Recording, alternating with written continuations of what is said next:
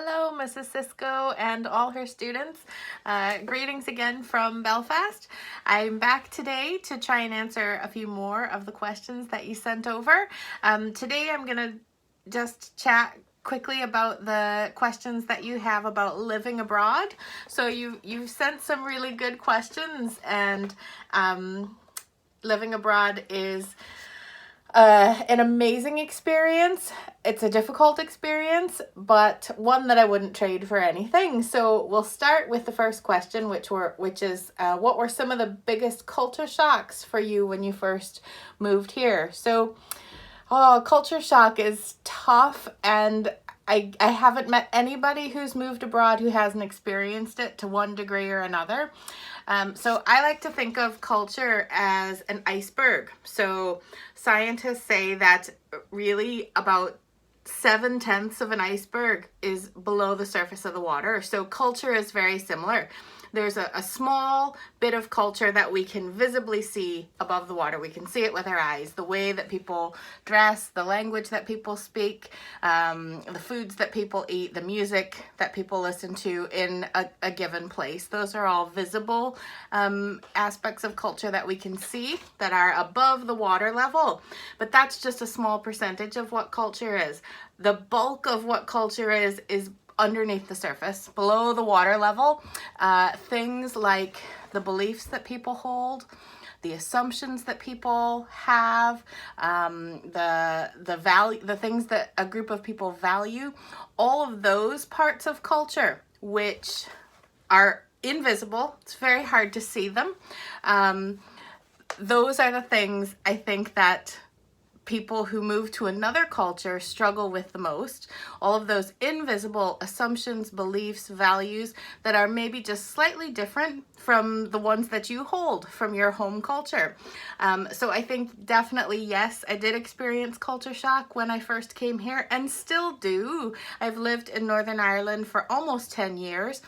And there are still things that happen, experiences or exchanges that I have with people or just with the culture or life in general, that where I do still experience some degree of culture shock. So it's an ongoing thing.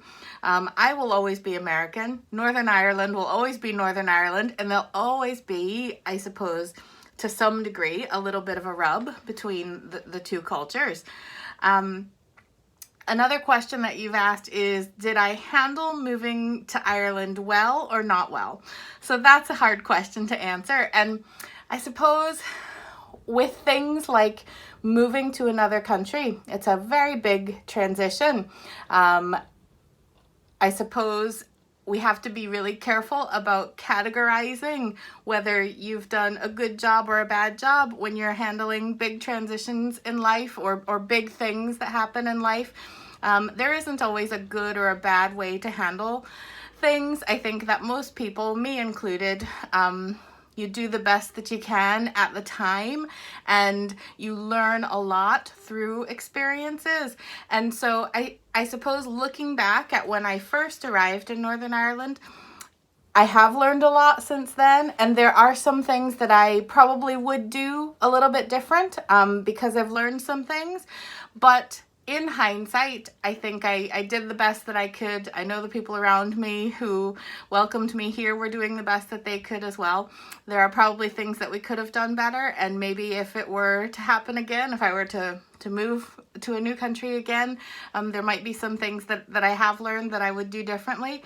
I would say though that especially in the early days, it was difficult. It was really challenging, a very big challenge, but also something that was exciting, and there were parts of it that were very rewarding as well.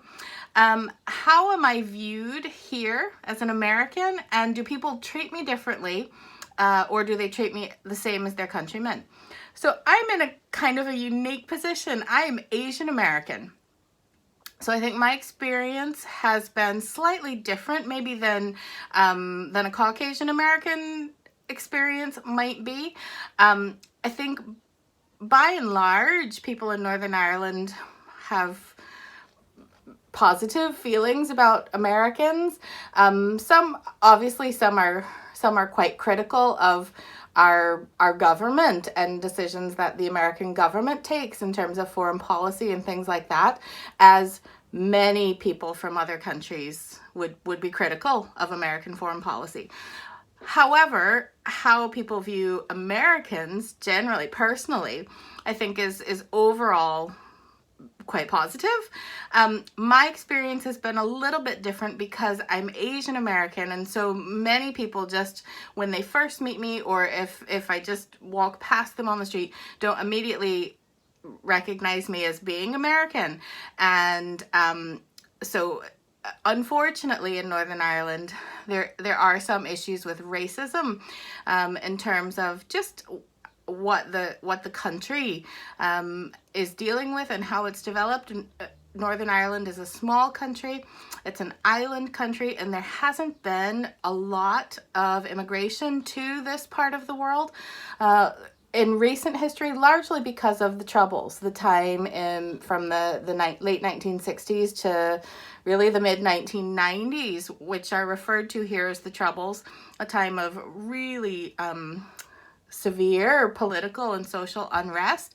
This was not a particularly safe place to live during those years of the Troubles, and so there wasn't a lot of immigration. People weren't coming from other countries to settle here in very large numbers at all, and so immigration generally is quite a new thing in Northern Ireland. And like with all new things, it takes time, and I think as a country, Northern Ireland is sort of deciding what it thinks about immigration, and there's mixed opinions about it. You will find some Northern Irish people who are very, very welcoming and who are very open to people like myself immigrating from other places, people of other racial ancestry immigrating here. Some Northern Irish people are very open to that and very welcoming, and others are not. Others are very opposed to it and not very welcoming at all. So I suppose my experience has been maybe a bit more complicated by the fact that I am an Asian American living here in Northern Ireland. Do I have different rights as an immigrant than citizens have? So largely no. Largely I have the same rights that a citizen has. I am officially a resident, so I have a resident card. It would be the equivalent of an American green card. My husband is a British citizen, Northern Irish citizen. I suppose the one thing that I can think of that is different is that I can't vote in this country unless I become a citizen, a Northern Irish or a British citizen. So I am not a citizen. I'm a legal resident, but I can't vote in elections here. But I think that would be the only thing that I can think of that would distinguish me and my rights here from the rights of a British citizen. There's a question here, how nice are people in Northern Ireland? And do you know what? Northern Ireland is a place like any other place in the world, and there are all kinds of people who live here, just exactly the same as there would be in the United States. You will find wherever you go in the world that there are some lovely, wonderful, kind, compassionate, open-hearted, generous people. Everywhere you go in the world, you will find people like that. And equally, everywhere you go in the world, you will also find, if you are looking for them, people who are not very kind, not very generous, not very open, who are quite nasty, to be frank. So Northern Ireland, like everywhere in the world, has its share of both. I think generally speaking, Northern Irish people are friendly. So, you know, if I'm riding the bus or walking about town, it wouldn't be unusual for people to just strike up a chat about the weather or whatever it might be. So people are friendly. I think that in Northern Ireland, it can be quite hard though to move beyond being friendly with someone to actually being friends with someone. And that has been my experience, and it's been the experience of a lot of other expat friends that I have here. Again, Northern Ireland is a very small country. People who are from here are not very far away from home, not very far away from their family, not very far away from all of the friends that they've had all of their life. And so their lives are quite full, and many Northern Irish people just have full busy lives and aren't really, I suppose, don't have space in their life for new friends. So I think people who move here from other places sometimes find it hard to make friends with Northern Irish people, to get space in their lives. But again, I'm not sure that that's any different from anywhere else in the world. Moving to a new place is a challenging thing, and it's something that takes a long time to settle into. So I don't know that Northern Ireland is really all that different from anywhere in regards to that. What are some differences between Northern Ireland and America? Well, I suppose, again, if we go back to that idea of culture being like an iceberg, where there's a little bit at the top that's visible for everyone to see, but there's a whole lot more underneath the surface that you can't see. Everything that's under the surface, I suppose, would be sort of the unseen culture. Those things are different for the American iceberg of culture and the Northern Irish iceberg of culture.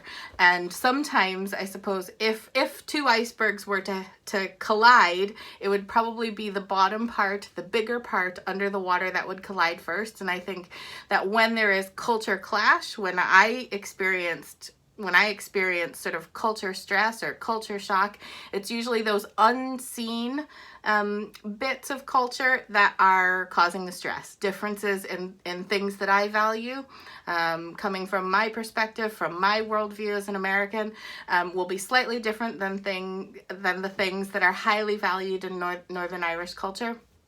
And that sometimes causes a clash. So there are differences, and I think often it's not food that causes stress, culture stress. It's not the kind of music that people listen to. It's not the way people dress. It's not any of the sort of the visible things. It's almost always those things under the surface, things like attitudes and beliefs and values and priorities that are just a little bit different. That's where the main differences are, I think. What do I love about Northern Ireland? Well, first, my husband is Northern Irish, and I love him very much. And so, he's a wonderful person, and he grew up here. He's a product of this culture and this country, so I certainly can't be too critical of it. Some of the things that I really think that Northern Ireland produces very well, far better than we do in the US, are chocolate and any dairy products. Butter, cheese, milk, it's all, I don't know why, I don't know what's different about the production process of chocolate and dairy products, but the butter, cheese, milk, and chocolate here are 100 times better than anything I've ever tasted in the States. So those are some of the things I love about Northern Ireland. How is it to live overseas? Is it weird? Sometimes it is a wee bit weird. Sometimes I feel weird, I suppose, because I live in a place where my way of thinking or my way of doing things isn't the norm. And so sometimes I feel weird living here. Probably Northern Irish people who know me sometimes think that I'm weird because I don't do things and I don't think in exactly the same way that people in Northern Ireland think or do things. So yes, there are parts about living overseas that are a bit weird and make me feel a bit weird. Sometimes I think the way that Northern Ireland does things is a little bit weird. So that's kind of the honest answer. But I would have to say that I've also, one of the things that I have learned since moving here and living abroad in other countries as well, is that it's very tempting to look at things as good or bad, right? So the way that we do things in America, I would have a very strong tendency to think of that as being the right way or the good way of doing things. The way that things are done in Northern Ireland, I would have a very strong tendency to think about that as being the wrong way or a bad way of doing things. But one thing that living overseas has taught me is to try not to think of things in terms of good or bad, but just simply to think of things as different. So the healthcare system in America is a certain way, and here in Northern Ireland it's a different way, and to try not to compare those and classify either one as good or bad. The reality is that it's different. There are two different ways of doing things, two different approaches to keeping people healthy. Some of the things in the American system are really good, and some of the things in the Northern Irish system are really good too. So I suppose one of the things I've learned is just to try and stay away from classifying things as good or bad, but just recognizing that they're different and trying to take the positives from all the different ways of doing things that I've encountered around the world. Let's see. How has living as an American in a different culture affected me? This is a really good question. Really, really thoughtful question. So living as an American in the United Kingdom, in Britain, but I've lived in other countries around the world as well. I lived in Nigeria for a year. I lived in Taiwan for 2 years. I lived in Haiti for about 6 months. And so this isn't the first time that I've lived overseas. Any time that I've had an experience, a cross-cultural living experience, has taught me a lot about myself. It's taught me a lot about my country, about America, and it's taught me a lot about other places and other ways of doing things, other ways of thinking, other ways of being, other ways of problem solving. So I think one of the valuable things about living cross-culturally is that it widens your perspective. Suddenly you see yourself, you see your home culture in a completely different light. You see it from another point of view, which is really healthy and valuable. It means as well that just your perspective broadens and you can see where other people are coming from. You can see other ways of doing things, other ways of approaching problems, other ways of solving problems that aren't maybe as ethnocentric or as culturally American as I would approach things. And it's a really healthy and valuable way of just expanding your mind and your perspective, and I suppose just living your life with a more open stance towards the world, towards the things that are happening. I suppose in some ways it's highlighted for me what the positive things about America are, the things that I really love and appreciate and miss about my country.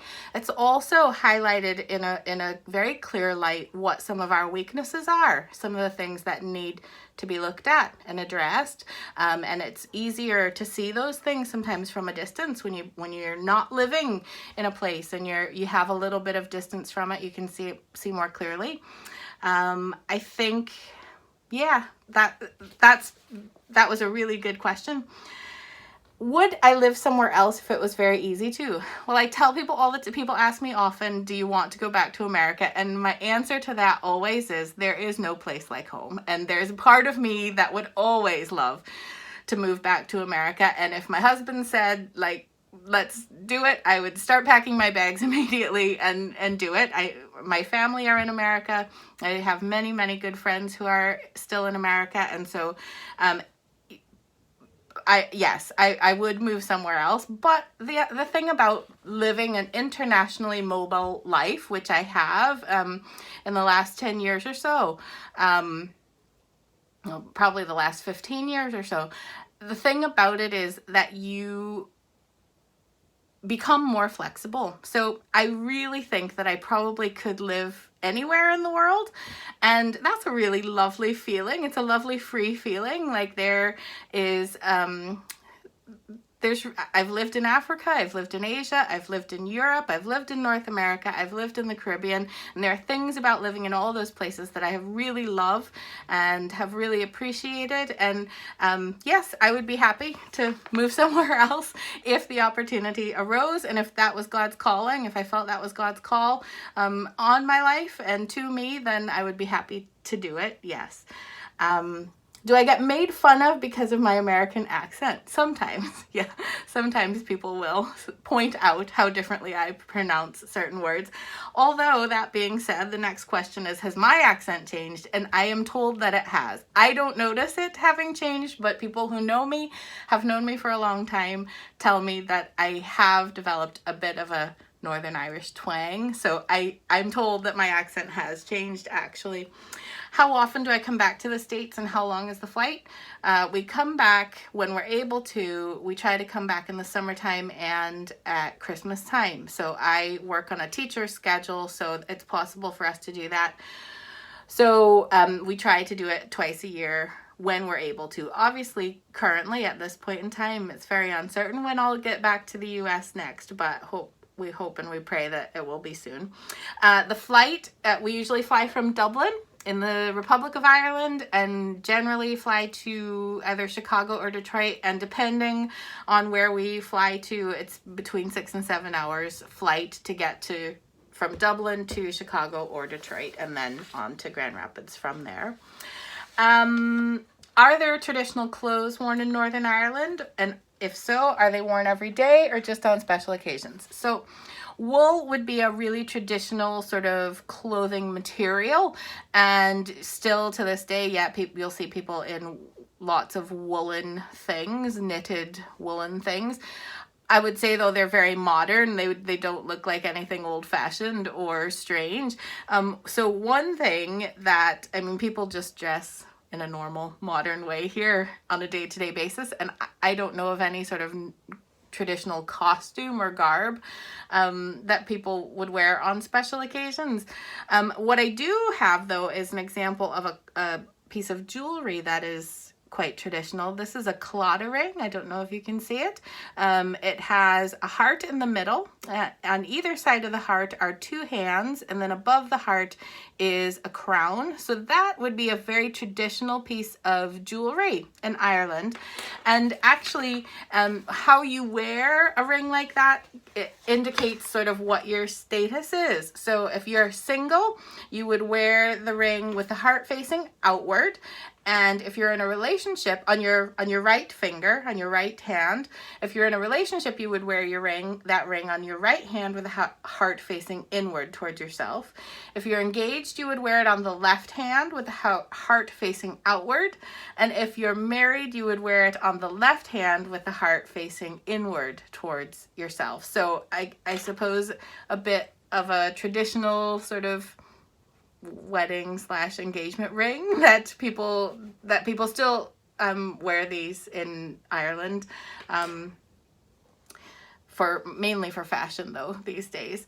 So those are your questions about what it's like to live abroad, and I hope it's been helpful, and thank you so much. We'll see you again soon with some more answers.